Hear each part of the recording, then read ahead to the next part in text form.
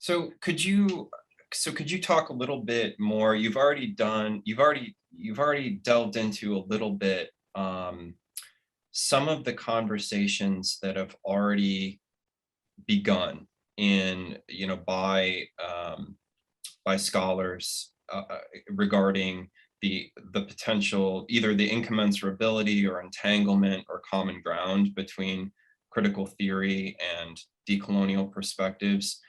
Could you talk a bit more about that, those specific sets of conversations, common ground, incommensurability, and entanglement, and open that up just a bit more?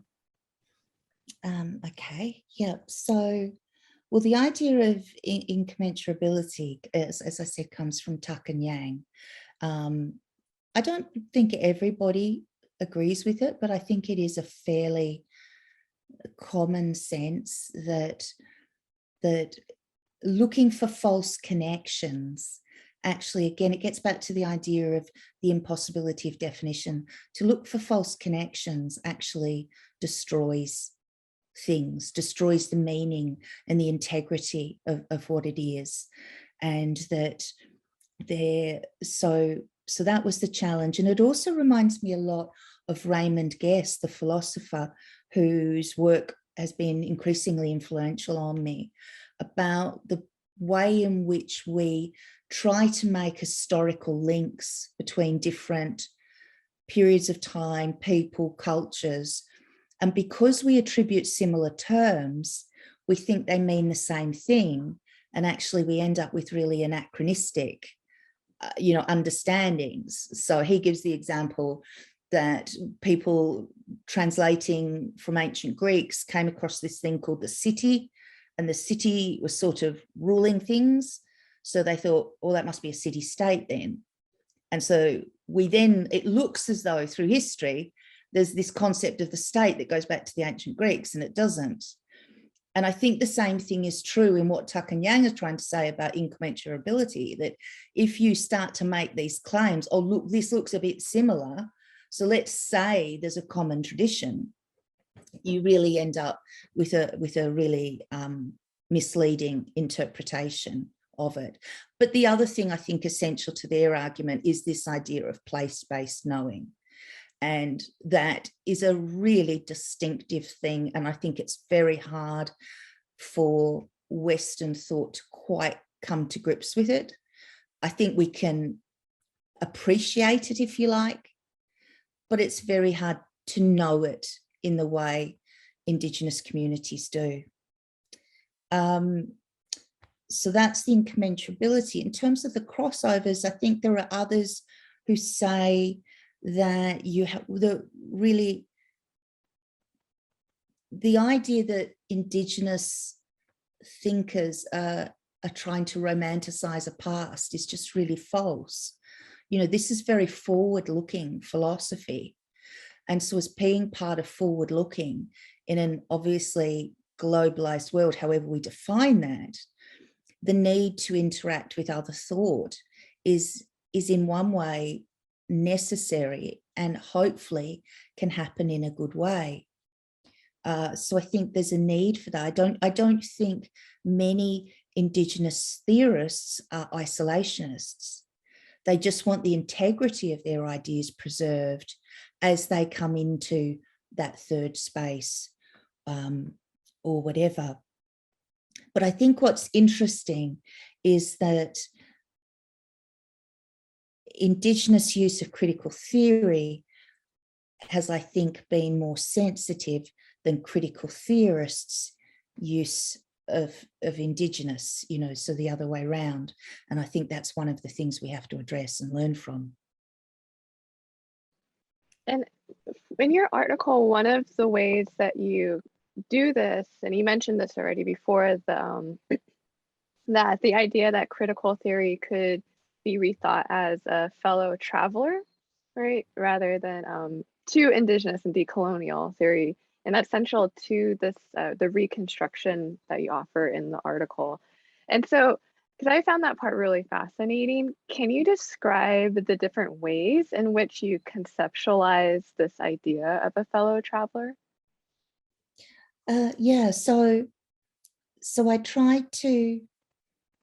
I didn't want to say that the two bodies of thought could come together, because that seemed to be stepping over that boundary of commensurability and appropriation.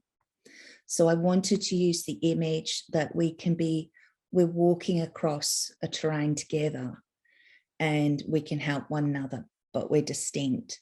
So there were a series of ways in which I said we would, there was a conceptual terrain that we were on. One is that both Indigenous thought and critical theory are very firmly based in the past, in that they're strongly historically grounded, but that they are also forward-looking. It is about, Nancy Fraser calls it, that unique combination of immanence and transcendence based here, but looking out. And I think that's something that they having something where they're fellow travelers, but doing it each in their own ways. I think both challenge the Western Enlightenment.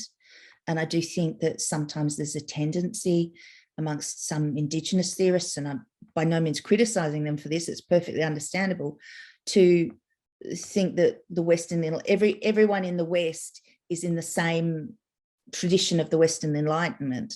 And I think critical theory is quite interesting, because these are clearly Enlightenment thinkers, and they're clearly grounded in, Kant and Hegel and all the rest of it.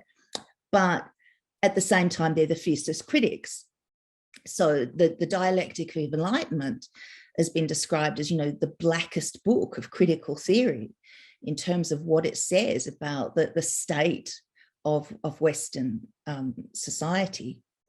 So another would be that I think both are aware, as they travel, of those hidden forms of oppression that I mentioned earlier, that it's not always obvious, it's not always clear-cut, and that these can sometimes be structurally embedded in social organisations, but they can also be culturally there. So I think the particularly Adorno and Horkheimer's focus on culture, and to some extent Honneth, is quite important if we think about the way in which culture has also been a vehicle for validating racism over time in society, and normalizing the idea that it's okay to sort of say, well, they're different, therefore they're, there's a problem with difference.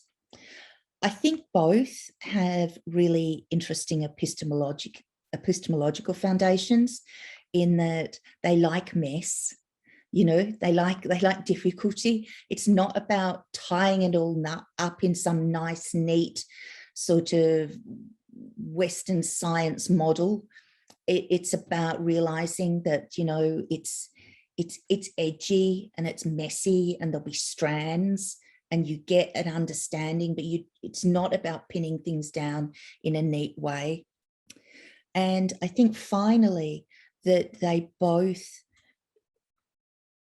in terms of the relationships among members of these societies, see individual and social well-being as interrelated, in a way that I think makes both of them distinct from most variations of Western liberalism, where society is the sum total of individuals, but it's their role as individuals that is always paramount.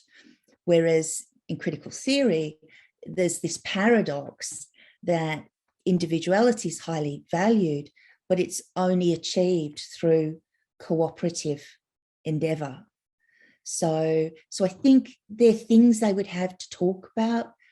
They're things they could help one another with, as they're both looking at this world that is still inhospitable to many of these ideas.